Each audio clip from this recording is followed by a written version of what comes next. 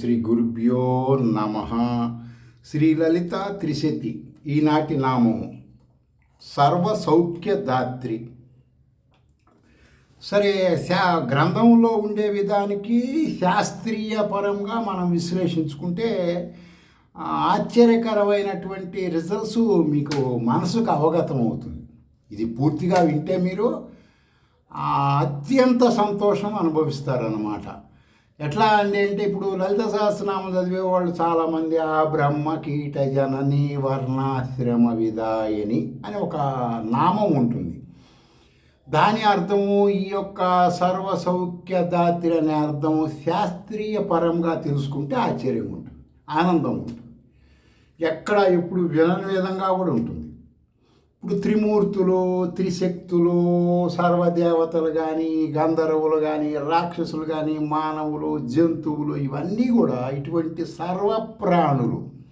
వాళ్ళకి ప్రాణం ఉంది, నీకు ప్రాణం ఉంది. కాబట్టి వారు చేస్తున్నటువంటి చేసిన కర్మల రీత్యా మొత్తం సర్వప్రాణులు ఎవరైనా సరే కలిగేటువంటి కర్మల వలన కలిగే పనుల వలన వారికి ఏ ఏ ఆనందములు ఇవ్వాలి, అవి ఇచ్చే పరబ్రహ్మ పేరు ఇది. ఇది సర్వసౌఖ్యదాత్రి అంటే ఎవరికైనా సరే కర్మ చేస్తే కర్మ ఫలితం ఇవ్వటం మాత్రమే. అది ఏం కర్మ అనేది జీవుడు స్వతంత్రుడు, అది గుర్తుపెట్టుకోవాలి మీరు. నువ్వు ఏ మంత్రమైనా చెయ్యి, ఆ మంత్రం నుంచి వచ్చే నెగిటివ్ పాజిటివ్ ఎనర్జీలు నువ్వే భరించాలి. ఆ దేవతకి సంబంధం లేదు. ఆ దేవత ఎందుకని సంబంధం లేదు అంటే, ఇప్పుడు ఒక పచ్చిమిరపకాయ బజ్జి కొరికావు అనుకో, కారంగా ఉంటుంది కదా, అది ఎవరు తప్పు? కొరికే ముందు నువ్వు చూసుకోవాలి, ఆ విధంగా ఆలోచించుకోవాలి. సరే అంటే ఇప్పుడు వ్యాకరణం రీత్యా ఇప్పుడు శాస్త్రీయ గ్రంథాల పరంగా మనం ఈ నామాన్ని తెలుసుకోవాలంటే వ్యాకరణ నిరుక్తుల పరంగా ఈ నామానికి ఆనందానికి ఎలా ఉంటుందంటే ప్రియ, మోద, ప్రమోద అనబడే పేర్లు అన్నమాట ఈ యొక్క నామరూప దేవతకి. ఇవి ఆనందకరమైన శబ్ద అర్థములు. అర్థమేనంటే ఈ అనేక శతాబ్దాలుగా మానవులలో ఎక్కువ శాతం మంది బుద్ధి ప్రకారం ఆనందం అనుభవించటం లేదు. అర్థమైందండి? ఎవరైనా సరే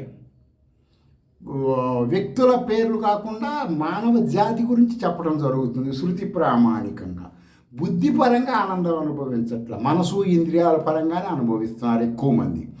శృతి ప్రామాణికంగా ఏ మానవుడైనా సరే ఆహారం తీసుకుంటాడో ఆ ఆహారం ఒకసారి మీరు ఆలోచించండి. శృతి అనేది పక్కన పెట్టి మీరు ఆహారం తీసుకుంటారు. నలుగురు మనుషులు కూర్చొని 4 రకాలు, ఒకళ్ళు కొంచెం తక్కువ, కొంచెం ఎక్కువ, బాగా ఎక్కువ, ఇంకా బాగా పంచపక్ష పరమాణాలు తింటారు.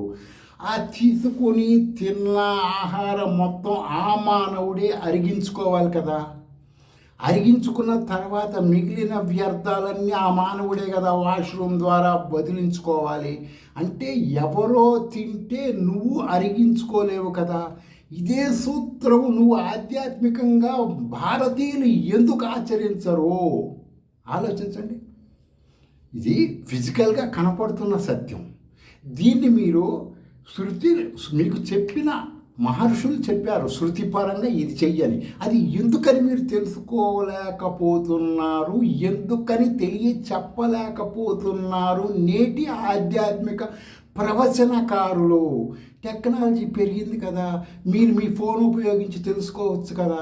ఇక్కడ ఇది సత్యమైనప్పుడు అక్కడ ఆధ్యాత్మికం కూడా సత్యమే కదా. అలా ఆలోచించండి. సరే, ఇప్పుడు భగవంతుడు గురించి నీ బుద్ధి ఉపయోగించితే, భగవంతుడి గురించి ఎవరైనా సరే బుద్ధి ఉపయోగించితే వాడికి ఏమనిపిస్తుందంటే శృతి ప్రామాణికంగా నేను విశ్వ చైతన్య పరబ్రహ్మము అనే జ్ఞానం తెలుస్తుంది. నేను వేరు, మేను వేరు అనే జ్ఞానం వస్తుంది. శృతుల్లోకి వెళ్తే లేకపోతే రాదు. వేరే దారి లేదు, ఏ భారతీయుడికి లేదు. వలసవాదులకు అనేక దారులు ఉంటాయి. ఎందుకని? అవి నిన్ను గమ్యానికి చేర్చే దారులు కాదు, భ్రష్టులు చేసే దారులు. భారతీయులకి శృతులే రాజ్యమార్గం, అదే నువ్వు ఆచరించాలి. సరే, మానవుడి మనసు సముద్రము లాంటిది. ఆ సముద్రము అమావాస్యకి పౌర్ణమికి అంటే అటు 15 రోజులు ఇటు 15 రోజులు పూర్తిగా 30 రోజులు చంద్రుడి నుంచి వచ్చే పాజిటివ్ నెగిటివ్ల ద్వారా నీ మనసు నిన్ను కంట్రోల్ చేస్తుంది. శృతి ప్రామాణికంగా మానవుడి మనసు అనబడే దానికి సంకేతం చంద్రుడు. మనసు అంటే అది దాని అర్థం వ్యాకరణ నిరుక్తల ప్రకారం చంద్రుడు 15 రోజులకోసారి మారుతుంటాడు కదా. నీకు దాని ప్రభావం నీ మనసు మీద ఉంటుంది. దాని కంట్రోల్ నీ బుద్ధి చెయ్యాలి. నీ మనసు ప్రకారం నీ ఇంద్రియాలు చేస్తే నువ్వు భ్రష్టుడు అవుతున్నావు కదా జన్మల నుంచి. ఆలోచించండి. బుద్ధి ద్వారా మనసు ద్వారా వచ్చే పాజిటివ్ నెగిటివ్ శ్రీ విద్యా మంత్రముల ద్వారా అదుపు చేయవచ్చు. దర్శనం ధర్మమైన సత్యమైన శృతి ప్రామాణిక ఆధ్యాత్మికము తెలుసుకోవాలి అంటే బాల్యావస్థ దాటితేనే నీకు జ్ఞానం వస్తుంది.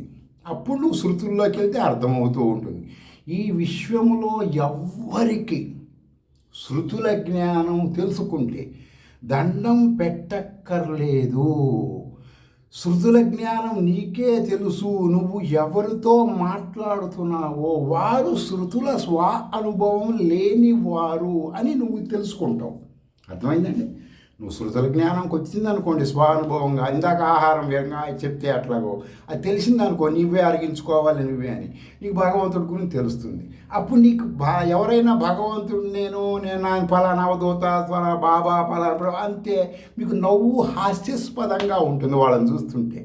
దీనికోసం వాళ్ళు వేసే విన్యాసములు మీకు ఆశ్చర్యంగా ఉంటాయి. ఎందుకు? నీకు అది తెలిసిపోయింది కదా. తెలియనంత వరకే వాడికి నువ్వు దండం పెడతావు. తెలిస్తే నువ్వు పెట్టవు కదా. ఆలోచించండి. వారు శృతుల స్వానుభవం లేనివారు. ఉన్నవాడైతే నీ గుళ్ళు గోపురాలు తిరగమని చెప్పడు కదా. అద్వైతముగానే చెప్పాలి. ద్వైతంగా చెప్తున్నాడంటే వాడికి స్వానుభవం లేదు. బృహదారణ్యకోపనిషత్తు తీసుకోండి. ఆ ఆధ్యాత్మికం గురించి భారతీయులు తెలుసుకోవాలి అంటే ఆ యొక్క ఉపనిషత్తులో మన ఋషులు మనకి దేవతల గురించి నేడు మనం మీరు ఆచరిస్తున్న ఆధ్యాత్మికం ఎక్కువ శాతం శృతి విరుద్ధంలో అందులో ఉంటుందండి.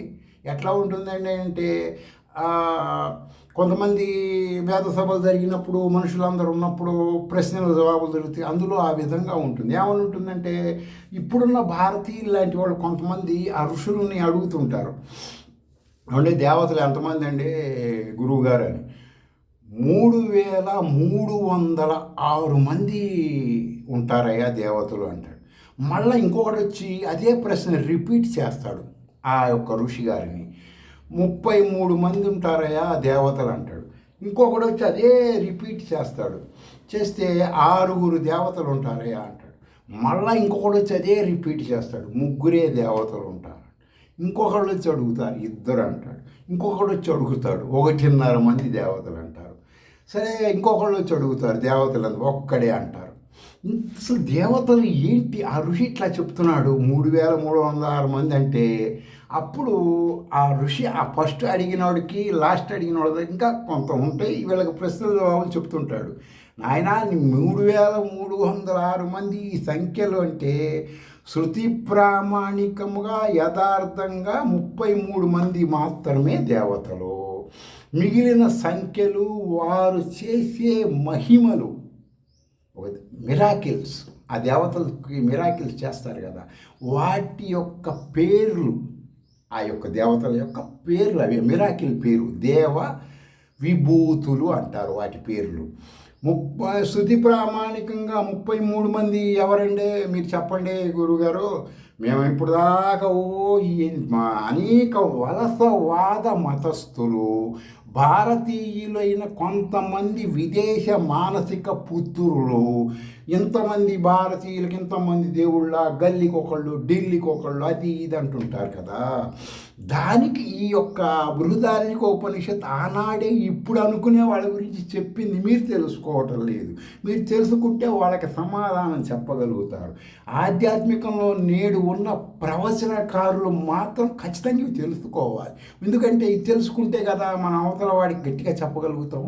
అవతలోడు ఏమైనా నువ్వు ఆ గుడికి వెళ్తున్నావు ఈ గుడికి వెళ్తున్నావు, పెళ్ళి అవ్వలేదు, నీకు ఉద్యోగం ఏదో అడుగుతుంటారు కదా, దాని కౌంటర్ ఎలా ఇవ్వకుండా నోరు ఆశ్చర్యంగా ఎళ్ళపెట్టకుండా చెప్పాలంటే ఎట్లా?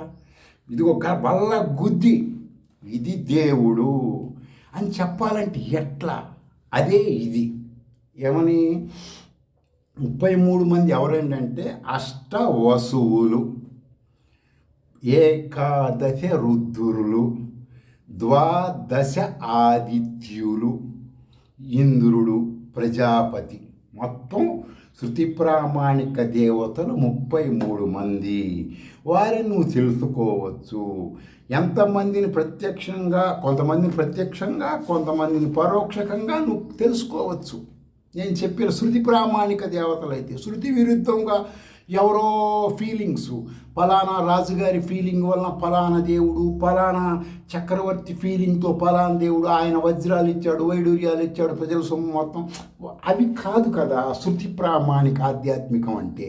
అర్థమైందంటే అష్టవసువులు ఎవరంటే ఏంటి మరి మీరు చెబుతున్నారు మేము అష్టవసువులు గుళ్ళు ఎక్కడ కనపడలేదంటే ఇవి గుళ్ళు కాదు బాబు. భారతీయులకి అర్థం కానిది ఏంటంటే మీరు శృతులలోకి వెళ్ళటం లేదు, అందువల్ల మీకు అర్థం కావట్లా. శంకరాచార్య వారి పేరు చెప్పుకొని బొమ్మలు పెట్టుకుంటున్న వాళ్ళు మిమ్మల్ని ఎక్కువ మంది భ్రష్టత్వం చేస్తున్నారు ఆధ్యాత్మిక పరముగా. అద్వైత ఆధ్యాత్మికం అంటే శృతి ప్రామాణికం మాత్రమే. అర్థమైందండి? సరే, ఎవరండి అష్టవసులు చెప్పండి, మేము బయలుదేరి వెళ్తాము, వెళ్ళి మొక్కుకుంటాం అనేటైతే అగ్ని, పృథ్వీ, వాయువు, అంతరిక్షము, ఆదిత్యుడు, ద్యూలోకము, చంద్రుడు, నక్షత్రాలు, ఈ అష్ట వస్తువులలో నేను చెప్పిన ఈ పేర్లు కలిగిన వాటిల్లో ఈ జగత్తు మొత్తం వ్యాపించి ఉన్నది వాళ్ళల్లో. అర్థమైందండి? జీవుల కర్మ ఫలాలను బట్టి ఇవే దేహముగా పరిణమిస్తాయి. వీటి అంశాలు నేను చెప్పిన వాటి యొక్క అంశాలే మానవులుగా జన్మిస్తారు వారి వారి కర్మలను బట్టి. అంటే మీ శరీరంలో నేను చెప్పిన అష్టవసువులు ఉన్నారో లేదో చూసుకోండి, తెలుసుకోండి. మీకు అప్పుడు తెలుస్తుంది మీరు ఆచరిస్తున్న ఆధ్యాత్మికం శృతి విరుద్ధమా శృతి ప్రామాణికంగా. అర్థమైందండి? సో రెండోది, ఏకాదశ రుద్రులు ఎవరండి? ఏకాదశి రుద్రులు అంటే శివలింగాలు కాదండి, శివుడు పార్వతులు కాదండి. ఇవి ప్రవచనకారులు చెప్తుంటారు మీకు బాల్యావస్థ వరకు. బాల్యావస్థ దాటినాక మీరు అవి ఆచరించకూడదు, తెలుసుకోకూడదు. మీరు స్వ అనుభవానికి వెళ్ళాలి. ఏమని? కర్మ ఇంద్రియాలు అంటే ఏమిటి అని నెట్లోకి వెళ్ళి చెక్ చేసుకోండి. కర్మ ఇంద్రియాలు, జ్ఞాన ఇంద్రియాలు, మనసు, ప్రాణి యొక్క కర్మ పరిసమాప్తి అయినప్పుడు. అర్థమైందంటే వీరు ఇప్పుడు నేను చెప్పినటువంటి ఏకాదశి రుద్రులు ఎవరో? కర్మ ఇంద్రియాలు, జ్ఞానేంద్రియాలు, మనసు. నీ కర్మ పరిసమాప్తి అయినప్పుడు ఈ భూమి మీద చాలామంది చెప్తుంటారు, నేను ఈ పూజ చేశాను, ఈ మంత్రం చేశాను, వాడి ప్రాణంతో ఉన్నాడు, ఈ మృత్యుంజయ మంత్రం చేశాను, వాడు బతికి. ఇవన్నీ పులిహార మాటలు. అర్థమైందండి?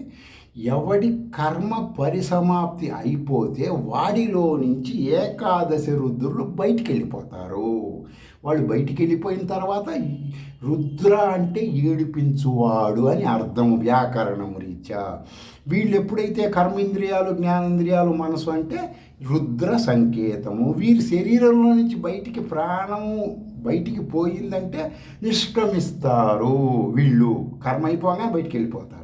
అంటే వెళ్ళిపోగానే అప్పుడు అందరూ కీ కీ కీ బ్యా బ్యా బ్యా బ్యా అని ఏడుస్తూ ఉంటారు. కాబట్టి ఈ జ్ఞానము మీరు తెలుసుకుంటే, ఈ మంత్ర సాధన, ఏకాదశి రుద్ర మంత్ర సాధన తెలుసుకుంటే మానవుడు ఏ సమస్యలకి రోధించడు.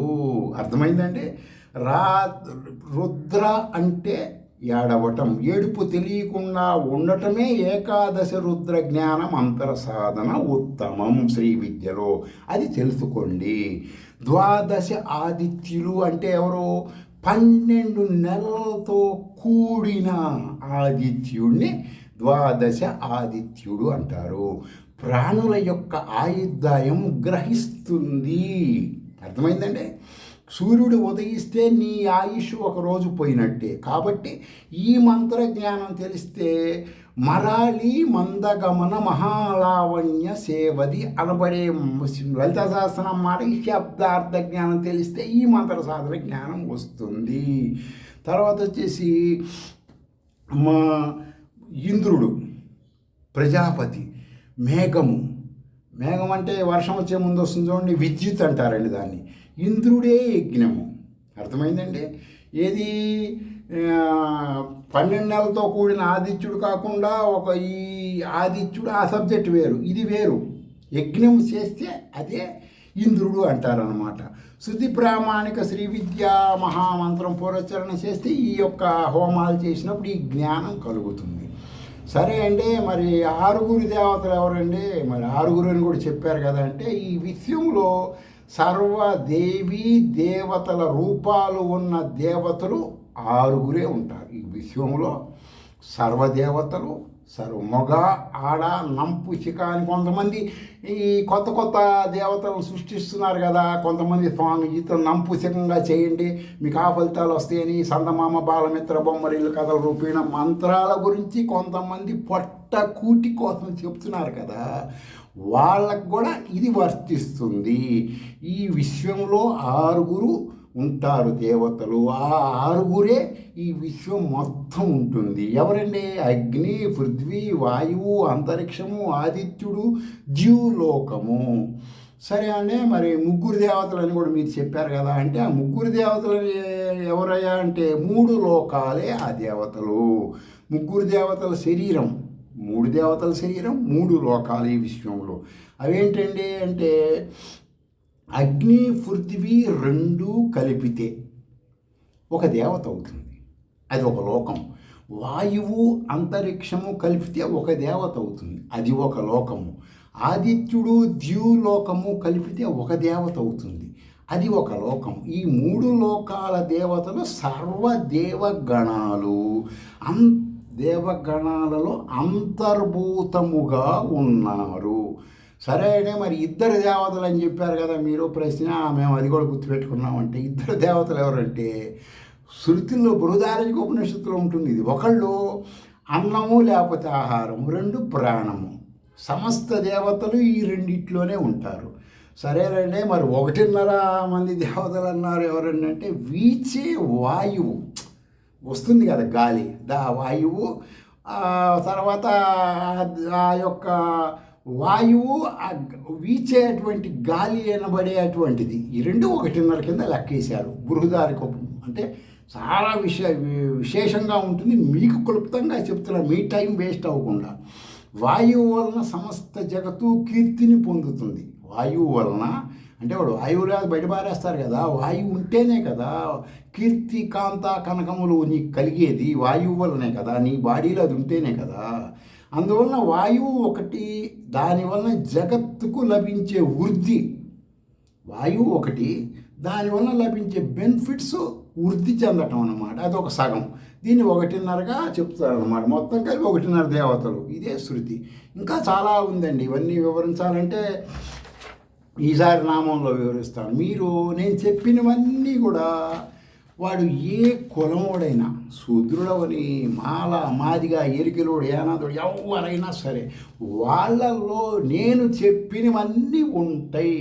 అవి శృతుల్లో ఉంటాయి. మీరు తెలుసుకోండి. అది తెలుసుకోకుండా మీరు ఏ గుళ్ళు, గోపురాలు, తీర్థయాత్రలు, స్వామీజీలు, బాబాలు, అవధూతలు ఎక్కడికి తిరిగినా సరే ఏ మాత్రం శృతి ప్రామాణిక బెనిఫిట్స్ మీకు రావు.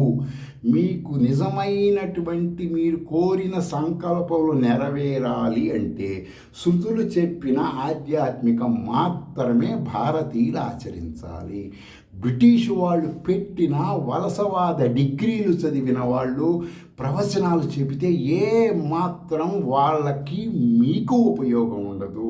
శృతి ప్రామాణికముగా, అద్వైతముగా నువ్వు జ్ఞానం తెలుసుకుంటేనే నీకు వాస్తవమైన స్థితి తెలుస్తుంది. ఆలోచించండి, మీ ఫోన్ ఉపయోగించి తెలుసుకోండి. నేను చెప్పినవి సత్యము అసత్యము. స్వస్తి.